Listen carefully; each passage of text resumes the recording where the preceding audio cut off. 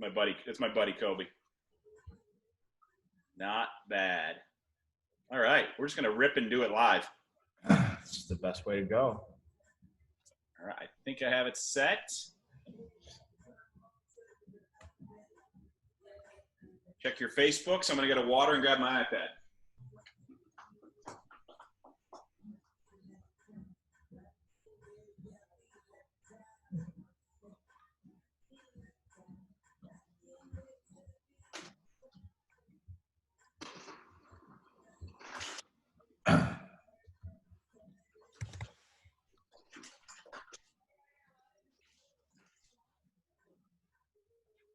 Actually, you know what? Screw it. I'm gonna have another coffee. Atta boy.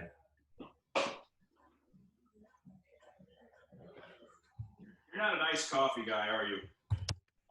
No, because I drink it in like 20 seconds for some reason. I have no self-control. And then I just can feel my heartbeat in my eyeballs, and it's just not a comfortable experience for me. At least you know that about yourself. Self-awareness, baby. Self-awareness is a powerful thing, man. That's why the baristas next door, like especially during the summer, they're like, dude, it's 96 degrees outside. Are you sure you want a hot coffee still? And I'm like, yes, I do. Yes, I do. How many do you go through in a day? 3 every day. 3? How big? However big this is. Was that 24? Roughly the size of my head. It's down to a routine. One, right when I come in between 8:30 and 9. Another one when I eat for the first time, which is like right around 11:30. Yep.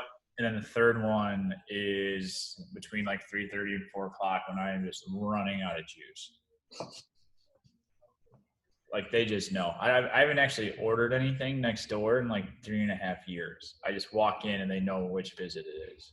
Amazing. That's what you want, though, right? You want that. Now, is it the same coffee at all 3 of them? Yes, it's always a just black hazelnut cream flavored roast. Now, what does that cost you every time you walk in the door? I genuinely have no idea, man. So here's $5? I don't know. They run a tab for me, so they just give it to me, and then after a while, I look at what it is, and I'm like, shit, I should pay that. But somebody asked me that the other day. They're like, how much is like a breakfast sandwich and a coffee from Strangebrewing? I'm like, I don't know, dude. I genuinely have no concept of it. So let's just run the math, just for fun. Oh, I don't like where this is going. I don't want to play. It's way too much is the answer to your question. It's $20 a day, right? I don't know. I don't think it's that bad. It's just a black coffee, not any kind of like latte or anything like that. So it's $3 a day times 5. All right, so it's 15. It's not too bad. It's $60 a month. That's not too bad. That's what you're paying for. That's what you're paying for your Wi-Fi anyway. So I mean, when you break it down, the ROI of me being caffeinated every day, though, significantly higher than that. I'll take it. I'll take it as an investment. 100%. You and I joke about technology all the time. I had the technology of all technology problems this week. So we came back from the river last week on Friday, and the entire home network was fried. I mean, fried. So we must have had like some sort of storm or something going on here. Right. I probably had like a brownout kind of thing. So I'm on the phone. You try to come back to the house during a pandemic and tell the 2 teenagers that there's no Wi-Fi. Like if you want to see complete and utter pandemonium, so that's why there was no show last week, because it was complete and utter pandemonium here. Dope. So it was on the phone with Spectrum. They try to ping it. Of course, it's the try to unplug. Sir, did you unplug your? It's the first freaking thing I did was unplug my router. Thank you. So they finally sent a technician out. They said everybody's trying to get onto home networks right now. You are not going to have a technician there till probably Monday afternoon. So we went the 4 days without the Wi-Fi. People are literally killing each other in the house. Guy comes out and he replaces the route. It replaces the router. It's working for 30 seconds. He hops into the Spectrum van. He's not out of the driveway, and it fails again. So everybody's devices go back down. I'm on the phone with my local tech guy, great guy. His name's Eric, lives right here in Casnovia. He goes, it looks like the router, not only is it the modem that's bad, but the router seems to be bad too. I'm like, great. go down, take my entire router system with like all the cables and everything. I drop it on his desk. Calls me back an hour later. He's like, I got good news. I'm like, what's that? He goes, I think it's just a power supply. I just put in a new plug. You're going to be good to go. $15. All good. Come back in, plug it in. 30 seconds, everything works. Everything powers up. 30 seconds later, everything crashes again. Done. I text my buddy Eric. I'm like, dude, I don't think this is going to work. He goes, I'm sorry. It's a whole new system. I go to Best Buy. I shit you not. There is one router system in a 250-mile radius around Syracuse, and I had to buy it. So it's one of those mesh systems where you get the box that plugs into the router, and then you have all these nodes around your house. Yep. It's got like this big mesh system. I'm not even going to tell you what I spent on it because it's nauseating. But it was the only one left, and I'm like, it's just amazing. My point of all of this is the infrastructure that's going to have to support this new structure of working from home and living from home. It's unbelievable what is happening right now. And it's just every time you turn around, I never would have thought that routers in Syracuse you couldn't come by one. Thank God the one in DeWitt, the one that Siobhan drives by every single day, she picked it up on Friday afternoon and I plugged it in. It worked great, but there is so much that's being affected. You can't even wrap your head around what's happening right now. Yeah. I mean, I think especially with just how that's going to be doubled down on in September when hybrid learning. So you're working from home and you're learning from home and you're doing a bunch of it's going to be a different world we live in. I mean, it is now, but yeah, if only I had some tech people on the team that could help with that. I need some router people. But yeah, no, it's amazing. I was on a call this morning with some potential new clients out in Michigan. They own a brewery and a distillery and a chain of restaurants. And, I said, how can I help? And they said, actually, we have more business than we know what to do with. And I said, that's not usually why people call me. I said, how are you guys able to kind of pivot? And they said, number one, we got on the distillery side, we got on the hand sanitizer thing real quick. They did $100,000 worth of hand sanitizer for 4 months. That's what kept their lights on. Number two, the minute they saw this happening and they had to shut down their restaurant chains, they said, what can we do? They went direct online. They took their entire website down. They did one page. It says takeout only, these 10 things. And they did more business with takeout than they ever did on a Friday night in the location. They had 700 takeout dinners a night they're averaging. 700 a night? A night. God damn. So they're like, what's next? What's the next thing? So here's a company that has 5 restaurants, a distillery, a brewery, a cidery. They have everything going for them. And even they are saying, what's next? What can we do? So this is a conversation actually that you and I need to have with another group, Death Star conversation. I've already had my first Death Star conversation. And guess what? Like you and I were texting yesterday, this is going to blow up. Because the people that are looking forward, even if business is good right now, you say it all the time, the 80-20 rule, the people that are doing 80-20, pay your bills with the 80%, always take 20% of the budget and try something new. These guys are going to do it, and that's why they're still breathing today. Guarantee it. That's why they're thriving today, and I think that, it's awesome in a lot of cases, and it's really unfortunate in some others, but there's a lot of this show that went down in March and April that are going to be major I told you so moments. I know that we're like easily excitable and, we get hyped up over this stuff easily because it's like what we're nerdy about. But, once you kind of get past that, it's like, oh no, like this shit's real.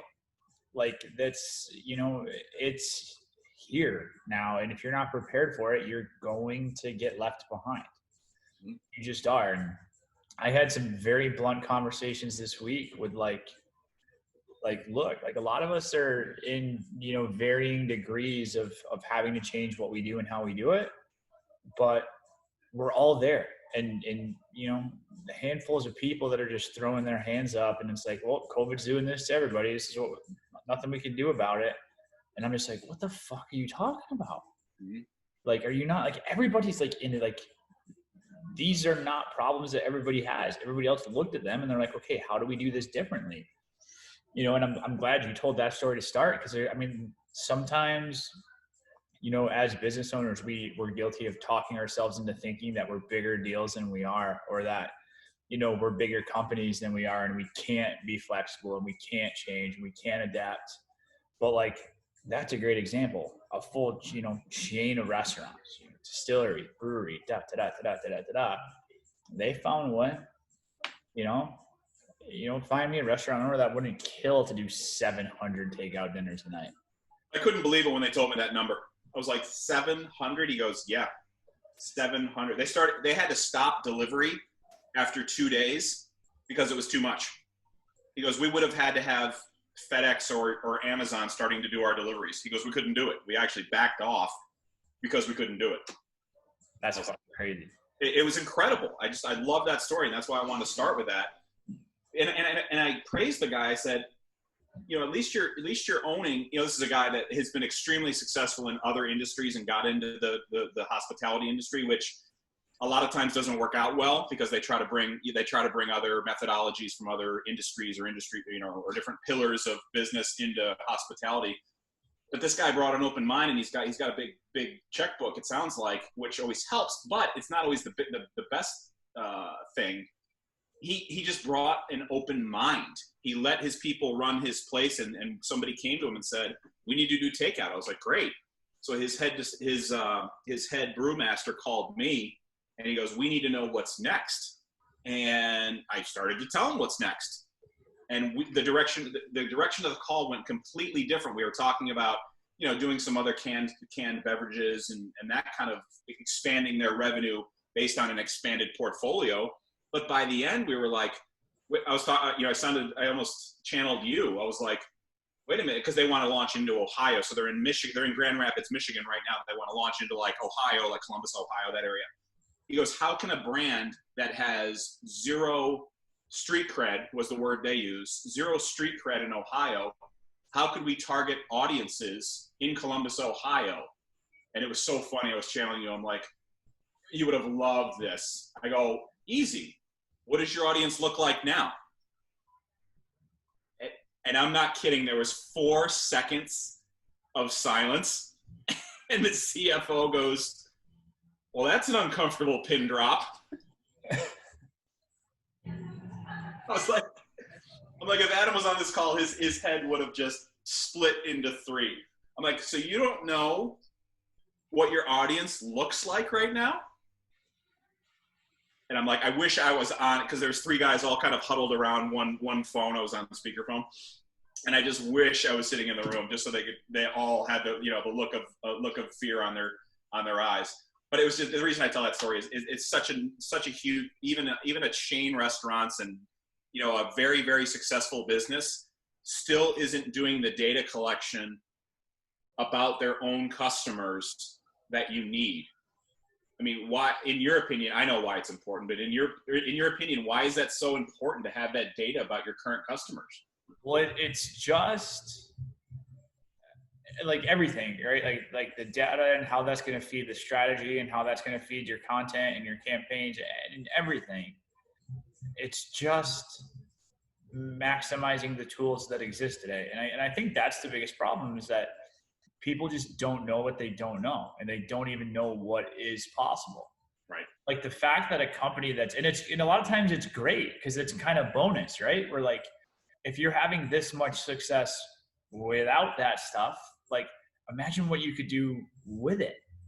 And that's like the craziest example to me. If you have a business that's that big and that successful in 2020, and they literally asked the question, how do we target an audience in Columbus, Ohio? Like, goodness gracious. That's like, tip of the iceberg. So like, to me, that's exciting. That is a huge opportunity. But like why is it someone like, it's just like, you would never like go to a gym and like has like 100 pieces of equipment and just use one, would you? Like, that's what it is. Like, the fact that you have these tools and you can retarget your current audience and then use that audience to, I don't know, create a lookalike audience in Columbus, Ohio, from Grand Rapids, Michigan, where you already know and you've already vetted, the kind of people they are, where they live, where they're at in life, how old they are, and people just, they're unaware. And it's just one of those things where, it's fairly simple to educate yourself on that. But from a time and patience and talent perspective, it's why guys like me and you exist. Mm-hmm.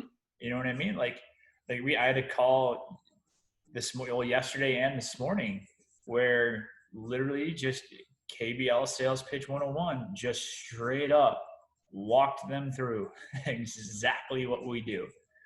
Like, do we have access? Like, how do you get access to like this webpage? I'm like, it's just, facebook.com/ads.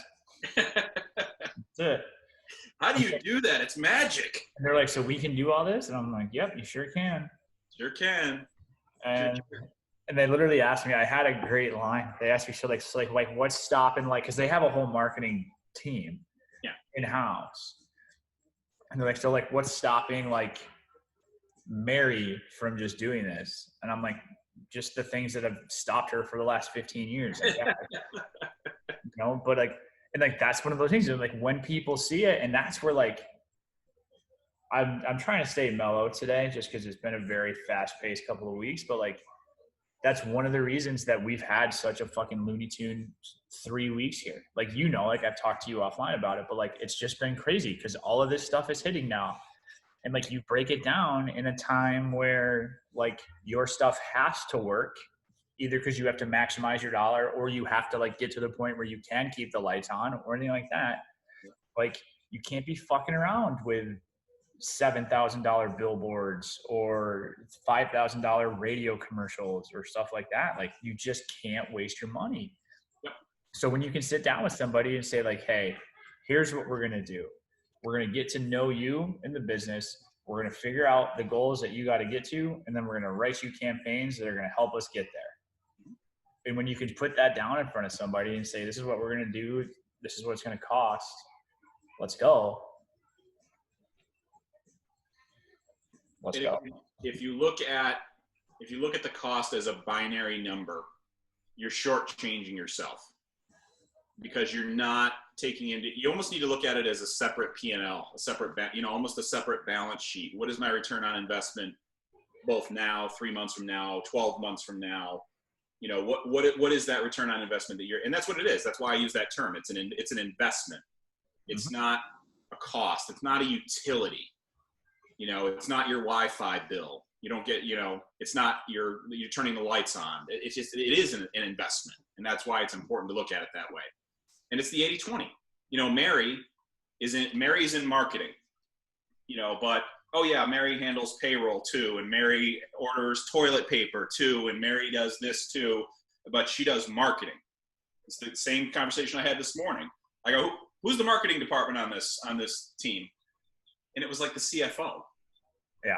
So the CFO read an article about Instagram. Now he's marketing. Right there. Jesus. CFO and marketing. Goodness gracious.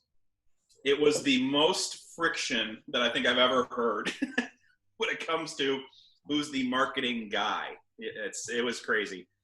Judson, Brian, John, I owe you an update in an email. Thank you for joining us. That's coming shortly. Pat, Jeff, Brooke, my cousin Brooke, hello. Judson says, I would shame you for that if you were my client. He's bagging on your coffee habit. So Judson's sure. in the he says, he goes, but then again, I spend about $10,000 a year eating out. And that I am 100% guilty of that. The extra $5 that I'm carrying around is supporting my local restaurants during COVID. That's how I quantify it in my world. Same. thank you as always for everybody for watching. I think it's important to, I get so frustrated, and like this conversation I had this morning, I get so frustrated because it's like, we talk about this all the time. We talk about this all the time.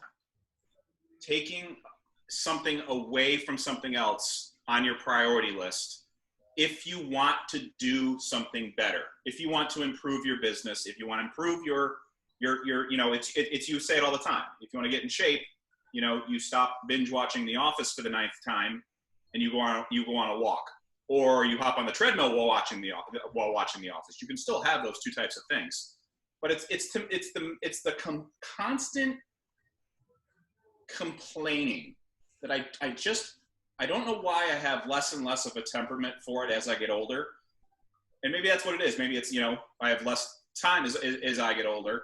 But it's like, I just have no stomach for it when somebody's complaining about something, but not mapping their habits to change what they're complaining about. I don't understand it. And I'm having a hard time getting over it. And maybe it's not even a scenario where I need to get over it. Maybe I just need to accept that that's how some people act and use that as an excuse and just go on living my life.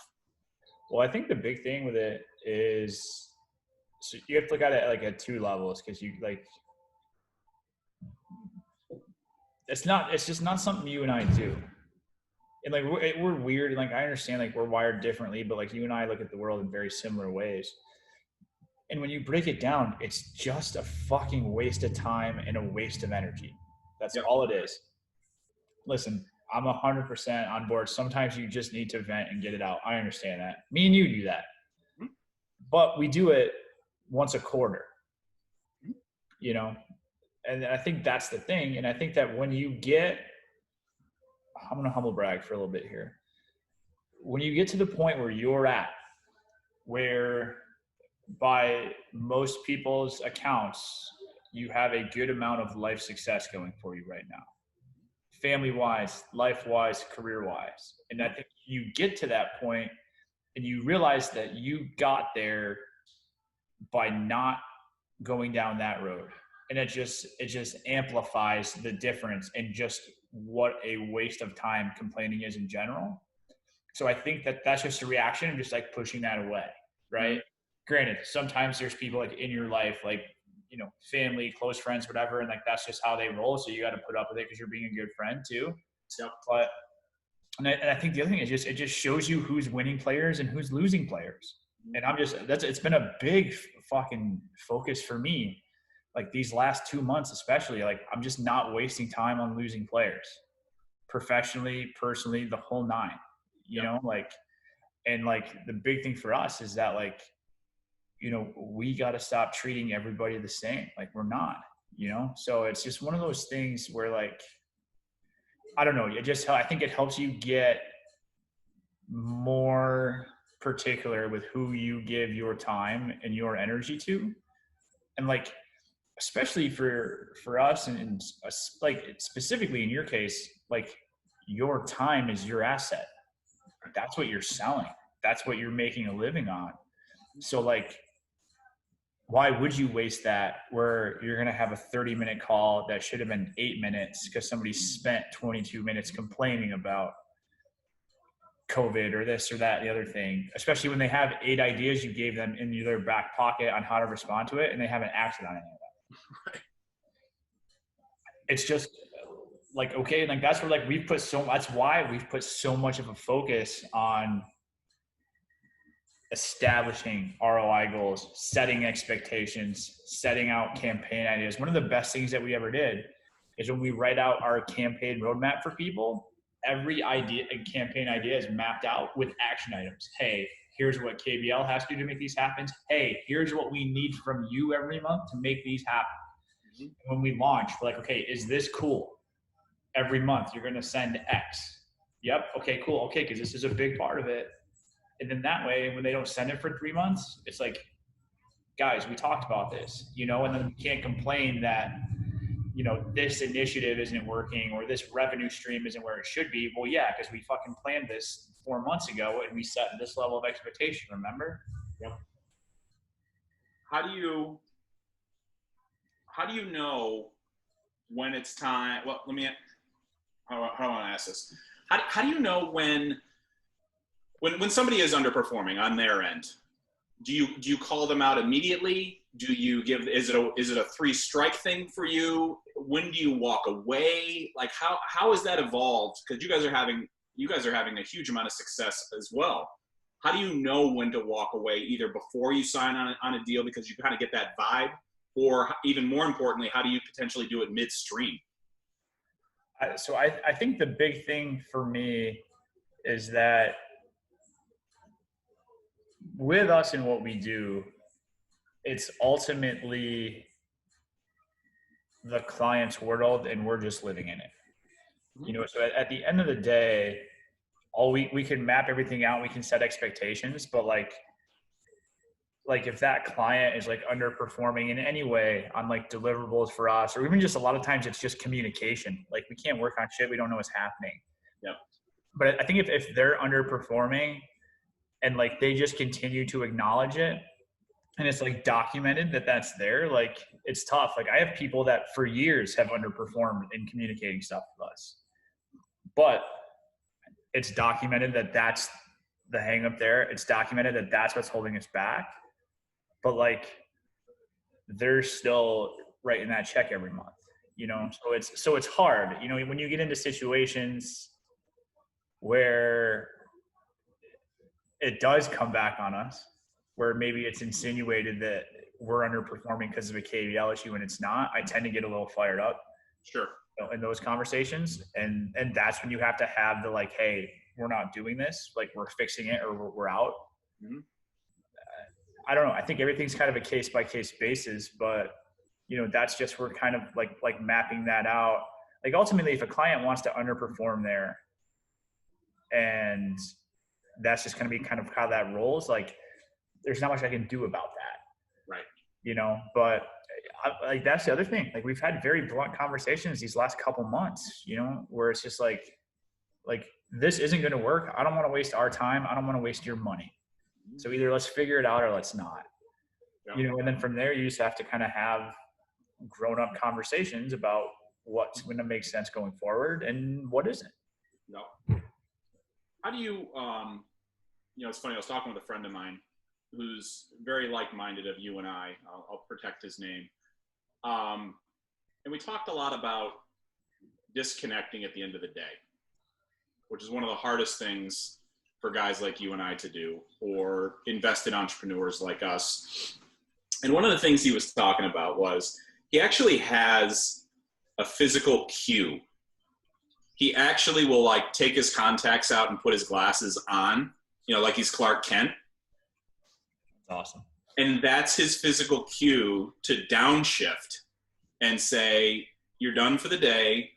No more checking email, no more checking Slack, no more checking, you know, those kind of things. What do you do personally? And I'll kind of get into what I'm working on and because of that, for me, that's always the struggle. It always has been. I'm desperately trying to figure out how to break that. So I have been using his technique recently, and it actually has been working. You know, it's working sometimes too well, where as soon as I do it, like I'm asleep on the couch in about 5 minutes watching old YouTube wrestling videos. What do you do, or what would you want to be doing? And is that a struggle for you? It definitely used to be a big struggle for me. I think I've gotten better just in my old age.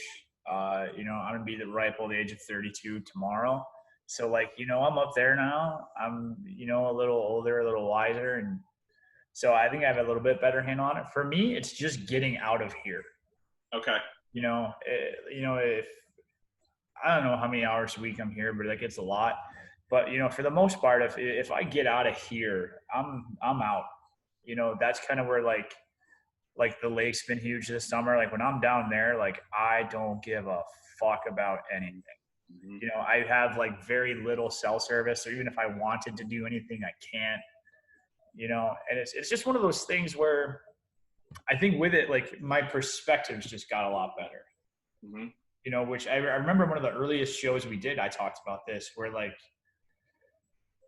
you know, you build this reputation and you build this foundation on being the guy that will reply to that email at 11:15 at night and, you know, do whatever it takes to get the thing done on whatever deadline.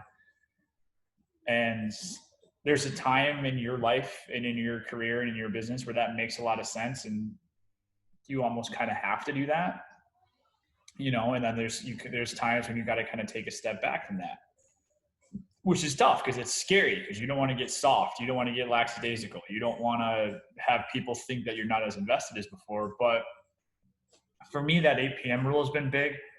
You know, like, you can get, if I can't get done what I need to get done in 11 hours every day, then I'm just not working smart. Right. So that's helped a lot. And then I think the other thing is like just perspective. Like, we're just not as important as we think we are. Mm-hmm. Like, we're just not. Like Susie hearing back from me at 9:45 tonight versus 10:15 tomorrow morning. Like, the world's not going to crash and burn. Yep. Like, you just kind of settle down. And I think just kind of having that level of perspective, and like, we're going on like, what, 8 months of this for me now, as far as like kind of rolling that way, and like things are still pretty okay here. So that's just been my biggest thing. And like, listen, there's other nights like the other day I was up in Syracuse. I came back here. I was here till 11:15 at night. You know, once in a while, that's fine. I think the other thing too is that, like, not to be overly cliche, but like, I just fucking love my job. I love being here. I love what we do. So like, it's not stressful for me. Yeah. You know, being on the clock isn't raising my blood pressure. Sometimes it does, but most of the time it doesn't. You know, it's like, so like, that makes it easy. I mean, we have pictures of like Albert Einstein, the Beatles on the wall. We have a new basketball hoop over here now. Yep. Like, my office is cooler than like most people's houses. So like, I don't know, it just helps. And I just know that like, I get to come back to work tomorrow. I don't have to. Right. So just kind of taking that step back and just realizing that, you know, you can be really good at what you do and you can be really dedicated, but you can also not do it 24 hours a day, 7 days a week. Right. That's always been my struggle is, you know, I think to kind of take that next step. So that's what I've been doing. I've been taking the contacts out, and that's been my visual cue to myself to say the workday's done. It doesn't mean you still can't mindlessly scroll on Facebook, because you do, especially when you're, you know, you got YouTube on or whatever it is that you're doing. But that's always been the biggest struggle for me is, you know, and I was talking to the same friend about it, and I asked him, I said, you know, why is it so hard? And he goes, Ben, what you sell energy, you sell enthusiasm, you sell time, you sell efficiency. That's what you sell. And it's exhausting what you do.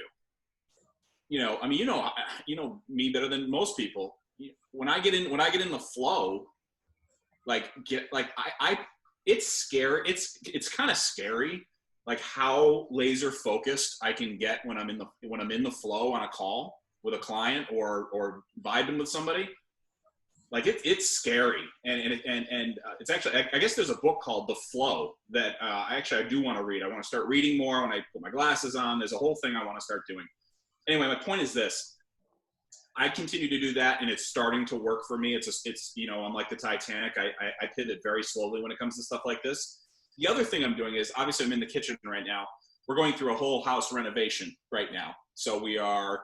You know, we're going to take advantage of the interest rates that are out there right now. We're doing a whole bunch of housework, but I'm moving this up to a room upstairs. So that's going to be my dedicated, we call it the green room, because it's literally, I don't know if you've ever seen a picture of it, but it's literally like lime green. And I'm going to keep it that way because it's totally my vibe. I love it. So it'll always be the green room. But so I got the standing desk because right now I'm on the kitchen table right now.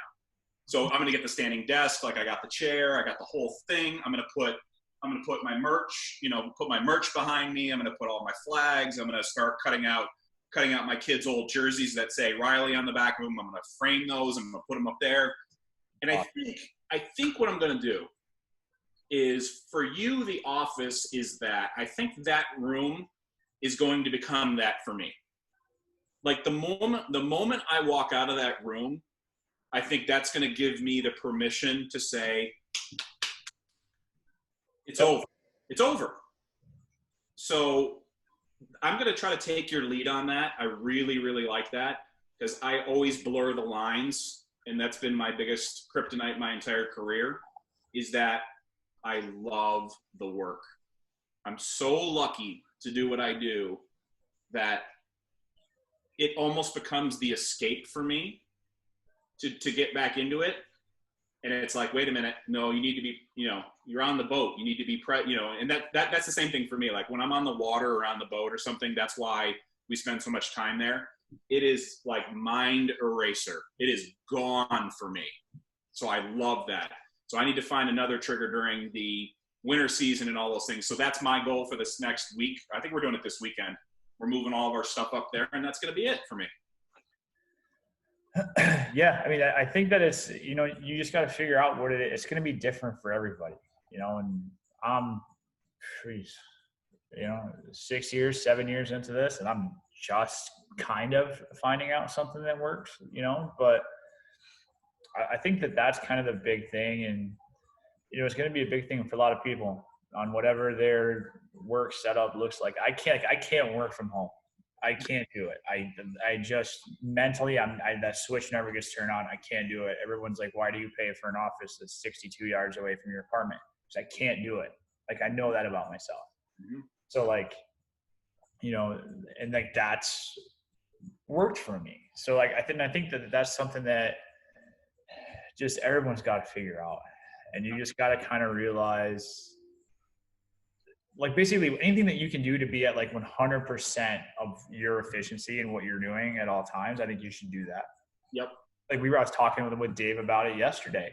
There's like 3 times a year where like, I'm just fucking done. Like mentally, I'm out there. It's like, it's always Christmas. It's always like my birthday / Labor Day weekend.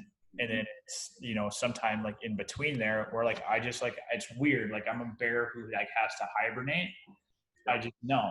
So I'm like, we're going to get our shit done. And then like, we're gone, which is fine. And it's better to do that. Like that's the other thing too, where like I get yelled at a lot. Like I'm taking a 3-day holiday weekend on a 3-day holiday weekend. And I make it seem like it's vacation for me. But I don't know. It just works, and then I know when I come back next week, I'm going to be like, if I'm cruising at like a 78, 81 right now, we'll be back at like a 98. So it's one of those things that you just kind of got to just constantly just audit yourself and what you're doing and how you're feeling and all that kind of stuff. So how important is it to verbalize those things? Ridiculously important, mainly with yourself too. I think that's the biggest thing. Especially with what we do. It's literally like so glamorized to just talk about how much you work and how long you work and how hard you work. So it's one of those things where you almost feel guilted into doing that all the time. And to kind of give yourself a permission, or just like literally for me, it's not even permission to like take time off. It's just kind of that self-verbalization that like, dude, you're just fucking burnt right now. You've been sitting here for the last 3.5 hours and you've written 3 lines of an email. Like fucking go home. You're not doing anything. Just being here doesn't count. What you do while you're here counts. Just stop. And then I was like, Adam, you're right. That's a good point. And here we are. But it's super important. It's very important, and that's been the biggest unlock for me for this show is now, because I felt so guilty over the last 2 weeks of not doing this, and I, obviously there was stuff going on. I would never. This is a highlight for me for the week, just for nothing else, just to say the things that I don't allow myself to say to other people and or myself and or my kid or whatever. It's just like, dude, you gotta. It's so funny because sometimes you need to prop yourself up and get that ego boost, but sometimes you need to knock yourself back down. Sometimes it's both ways. right? I mean, you and I have been on here where we've brought such low energy on sometimes we're like, dude, what is wrong with you? Like you're healthy, you're happy. It's like, what the hell is wrong with you? And then there's other times I'm like, guess what? You can hit the out of inbox and ain't nobody gonna give a crap for 72 hours. Like both of those things are true, but you're right. It's just like auditing yourself on a you know, I don't know if it's daily or weekly or just, or, you know, whatever it is. But this is the 6-month conversation that I have with people all the time is, are you better off today than you were 6 months ago? And I'm not saying the peaks and valleys of every single day. It's like, you know, sometimes it's, yeah, I get it. Things happen in life. But this is what I ask people all the time. Are you better off now than you were 6 months ago? And if the answer is yes, cool. Keep doing the stuff that got you here. If the answer is no, don't spend any time beating yourself up. Just to start today and then just, you know, make that happen. So that when you do ask yourself in 6 months, the answer is yes. That's it. That's all you can do. Yeah, like it's not rocket science, you know, and I think that's kind of like where we're fortunate enough where, I mean, you and I, we got no excuse to not have that. I mean, you're in control of everything, right? Your schedule, your fulfillment, your potential to do anything, you know, work with bigger clients, make more money, have more clients, like all of that is like directly in your control. And I just think that, and it goes back to the whole just complaining and making excuses thing. When you just realize that that's not a viable play for anything, like whatever you want to do is just crystal clear right in front of you. Yep. Start to finish, the whole nine. So like when you just actually embrace that and you just get over yourself and you get over your own bullshit or anything like that, you just like, life is not as complicated as it seems sometimes. I think that a lot of times our overthinking or our insecurities or whatever, everybody's got shit, but we can tend to overcomplicate it, because if we overcomplicate it and we make it seem like it's too difficult to figure out, it's kind of like an internal excuse to not do anything. Right. Which when you break it down, you know what the thing to do is within 10 seconds of looking at a situation. You're just too afraid to do it. Yep. Yeah, and we've pounded that a million times. Why are people afraid to do it? You know, it's criticism, it's fear of failure, it's fear of success sometimes. It's fear of all those things. And again, this is my favorite, you know, it's my favorite word. You have the audacity to have aspirations to do any of this, build a brand, build a personal brand, grow your business, start a business, get your business acquired, all this stuff, you know, you got to map all that stuff out. And even if you do have a crummy day in your 6-month improvement plan, or even if you do have a crummy hour, you can still turn those things around.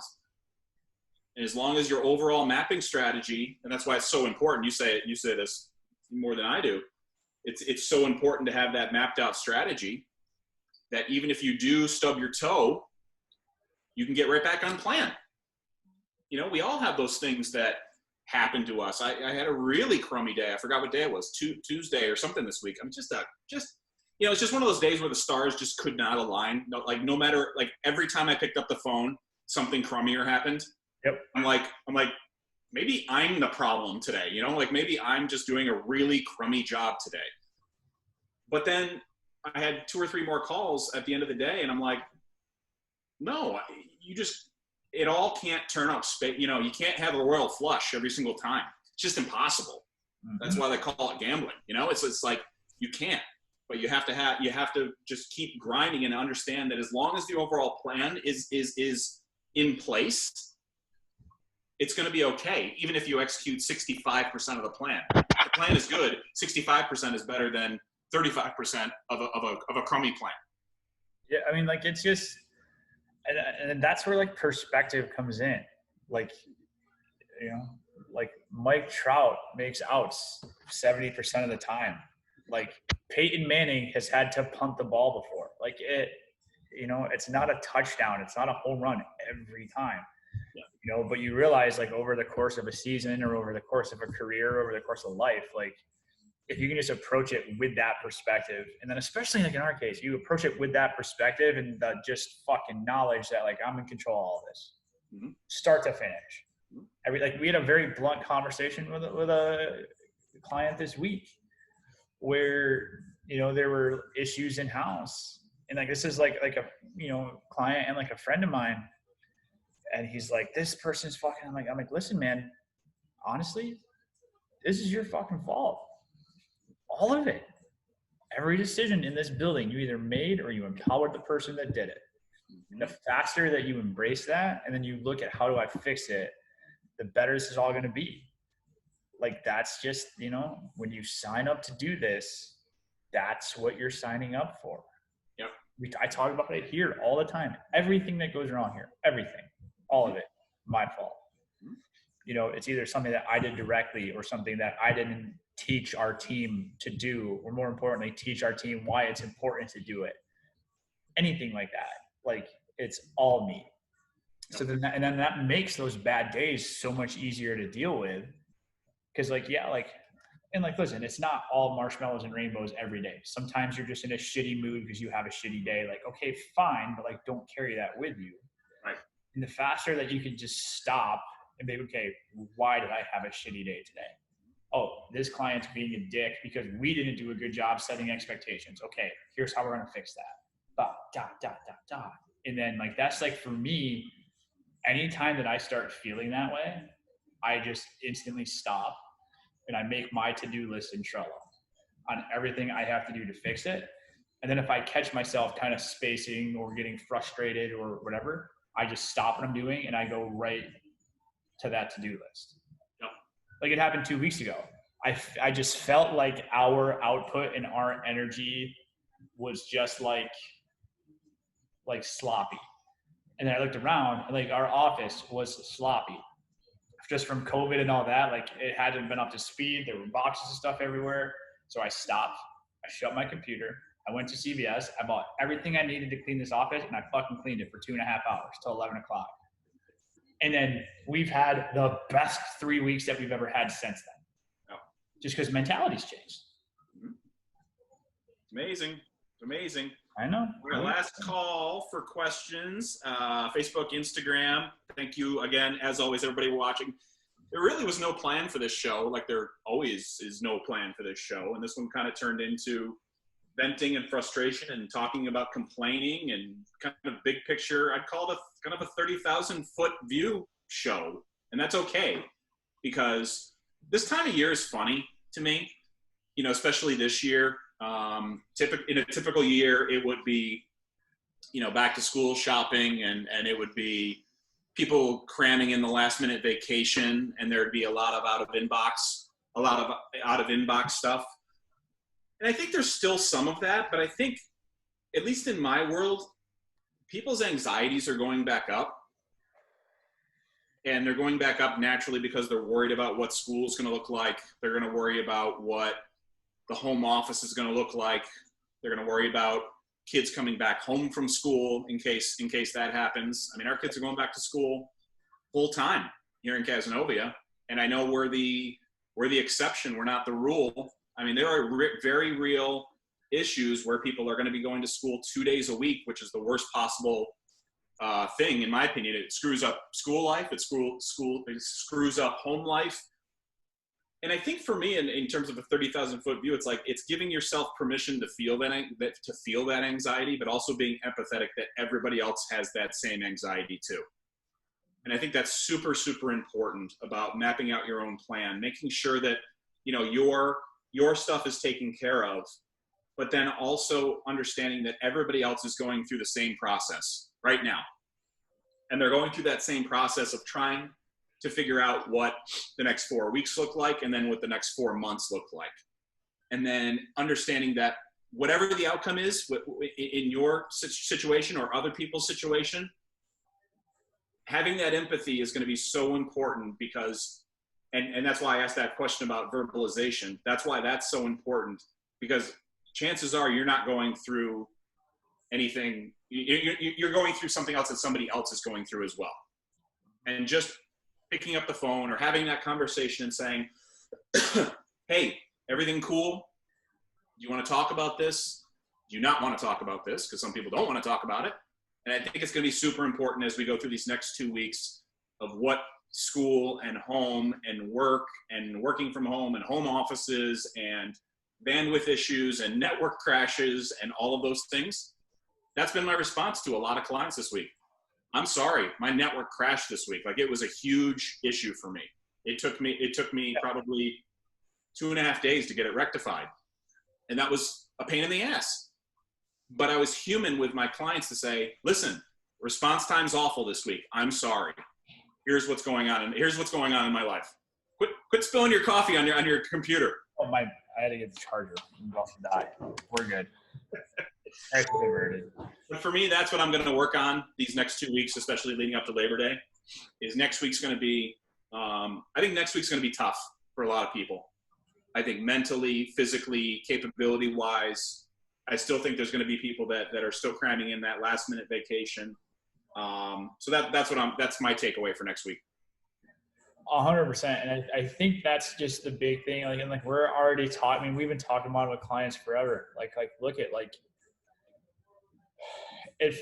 to me, it felt like we got a relatively normal July and a relatively normal August because, it was just summer and, for the most part, you could do what you would normally do in July and August.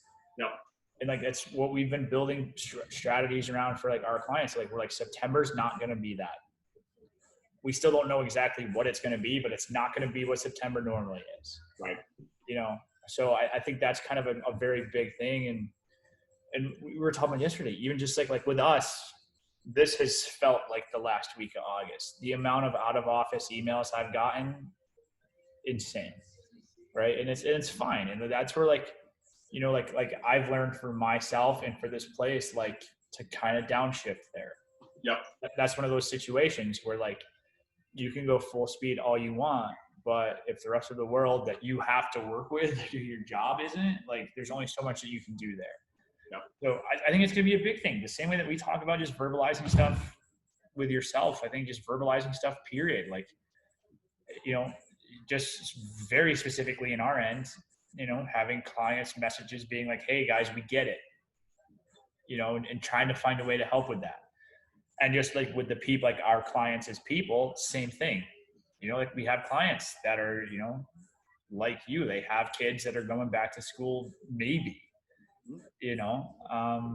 so it's going to be weird and it's going to be new and it's going to be a challenge, but 2020 has been a challenge. So what's one more thing, and it's just one of those, it's like everything. It's either a challenge or an opportunity. You get to pick. I think my closing statement is if you can survive in 2020 with whatever you're doing, just think about how prosperous, whenever, I'm not getting political, whenever this thing ends and we go back to this normal, which is not going to be normal. It's the new economy. I get it.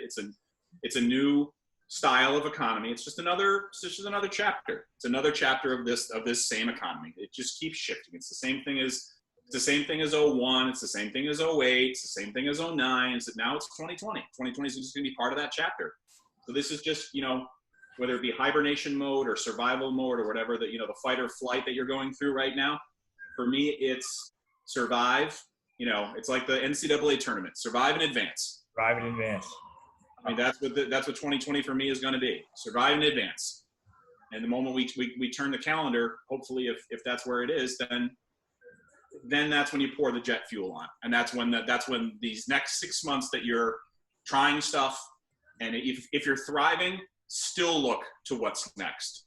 If you're not, still look to what's next. It's always looking forward for me. So I think that's bottom line for me. So as always, man, good viewership today. The live stuff's good, man. Everybody's sitting on the beach watching today. That's a good thing. I'll take it, baby. Everybody, cheers. I got to show you something live, so stay on your Zoom for a minute. Roger that. Hang on.